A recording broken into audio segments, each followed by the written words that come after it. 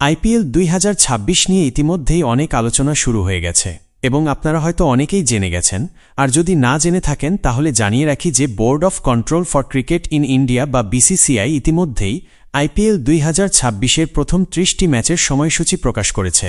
এই খবর সামনে আসার পর স্বাভাবিকভাবেই অনেক প্রশ্ন ঘুরছে ভক্তদের মনে, যেমন আইপিএল 2026 কবে থেকে শুরু হবে এবং কোন দুই দলের মধ্যে প্রথম ম্যাচটি অনুষ্ঠিত হবে, কিংবা এই 19তম মৌসুমে মোট কতগুলো ম্যাচ খেলা হবে, আর এবার কি আইপিএলের ফরম্যাটে কোনো পরিবর্তন আসছে এবং বাকি ম্যাচগুলোর সময়সূচি কবে প্রকাশ করা হবে। আজকের এই আলোচনায় আমরা ধাপে ধাপে সেই সব বিষয় নিয়ে কথা বলবো এবং জানব কোন দল কবে ও কার বিরুদ্ধে মাঠে নামতে চলেছে এবং এই মৌসুমের টুর্নামেন্টের ফরম্যাটে কোনো নতুনত্ব রয়েছে কিনা। ভিডিওটি শেষ পর্যন্ত দেখার জন্য অনুরোধ রইল, কারণ শেষে জানানো হবে কিভাবে আপনারা মোবাইল ও টিভিতে সব ম্যাচ লাইভ দেখতে পারবেন।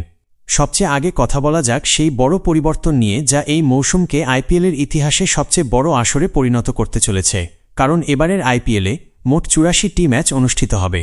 আগের মৌসুম পর্যন্ত আমরা মোট 74টি ম্যাচ দেখতাম, কিন্তু এবার অতিরিক্ত 10টি ম্যাচ যুক্ত হওয়ায় উত্তেজনা আরও বেড়ে গেছে এবং টুর্নামেন্ট শুরু হবে 28শে মার্চ থেকে, আর ফাইনাল ম্যাচ অনুষ্ঠিত হবে 31শে মে, অর্থাৎ প্রায় 64 দিন ধরে চলবে এই বিশাল ক্রিকেট উৎসব।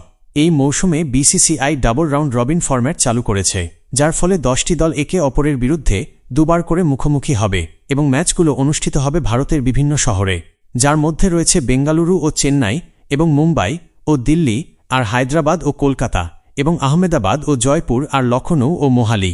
এর পাশাপাশি এবার রায়পুর এবং গৌহাটিকেও স্যাটেলাইট স্টেডিয়াম হিসেবে ব্যবহার করা হবে, যেখানে রাজস্থান রয়্যালস তাদের কিছু ম্যাচ গৌহাটিতে খেলবে, আর রয়্যাল চ্যালেঞ্জার্স বেঙ্গালুরু তাদের কিছু ম্যাচ রায়পুরে খেলতে পারে এবং অধিকাংশ ম্যাচ সন্ধ্যা 7টা থেকে শুরু হবে, আর কিছু ম্যাচ দুপুর 3টা থেকে অনুষ্ঠিত হবে।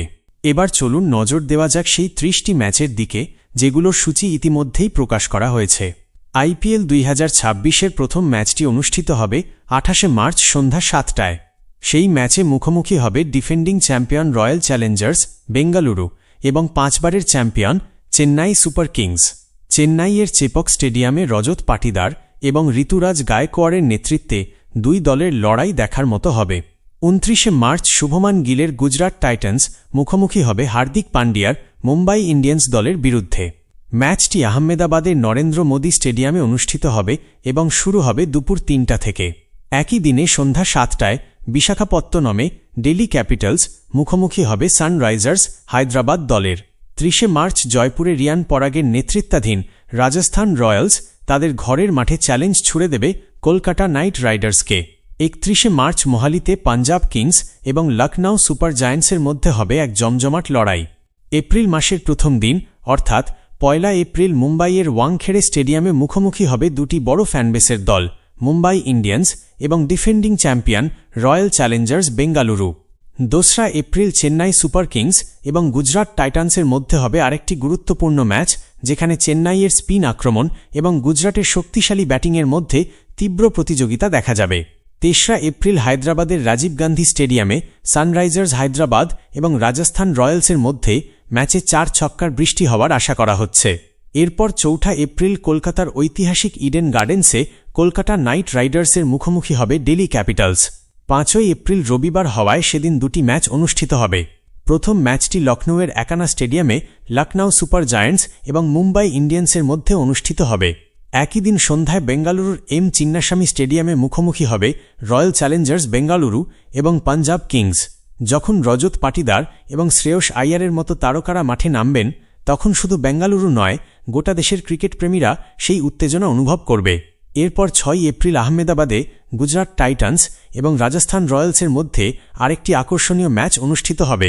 এখন প্রশ্ন উঠতে পারে, কেন এখন পর্যন্ত মাত্র 30টি ম্যাচের সূচি প্রকাশ করা হয়েছে। আসলে 2026 সালে ভারতের কিছু রাজ্যে যেমন পশ্চিমবঙ্গ এবং অসমে বিধানসভা নির্বাচনের সম্ভাবনা রয়েছে। সেই কারণে নিরাপত্তা ব্যবস্থা এবং নির্বাচনের তারিখ মাথায় রেখে বিসিসিআই পরবর্তী ধাপের সূচি পরে প্রকাশ করবে। আশা করা হচ্ছে মার্চের শেষ সপ্তাহের মধ্যে পুরো সূচি সামনে চলে আসবে এবং সেটিও এই চ্যানেলে আপনাদের জানানো হবে। সবশেষে সবচেয়ে গুরুত্বপূর্ণ বিষয়, এই সব ম্যাচ আপনারা কোথায় দেখতে পারবেন। টেলিভিশনে আইপিএল 2026 সরাসরি সম্প্রচার করা হবে স্টার স্পোর্টস নেটওয়ার্কে, আর মোবাইলে অনলাইনে লাইভ স্ট্রিমিং দেখতে চাইলে আপনারা জিও হটস্টার অ্যাপ্লিকেশনের মাধ্যমে সব ম্যাচ দেখতে পারবেন। বাকি ম্যাচগুলোর সময়সূচি নিয়ে বিস্তারিত আলোচনা পরবর্তী ভিডিওতে করা হবে, কারণ আজকের আলোচনা ইতিমধ্যেই অনেক দীর্ঘ হয়ে গেছে। তাই যদি আপনারা IPL 2026 সম্পর্কিত প্রতিটি নতুন আপডেট সবার আগে জানতে চান, তাহলে অবশ্যই এই চ্যানেলটি সাবস্ক্রাইব করুন এবং বেল আইকনটি চাপতে ভুলবেন না, যাতে ভবিষ্যতের সব ভিডিওর নোটিফিকেশন দ্রুত পেয়ে যান। আজকের মতো এখানেই বিদায়, আবার দেখা হবে পরবর্তী ভিডিওতে। নমস্কার।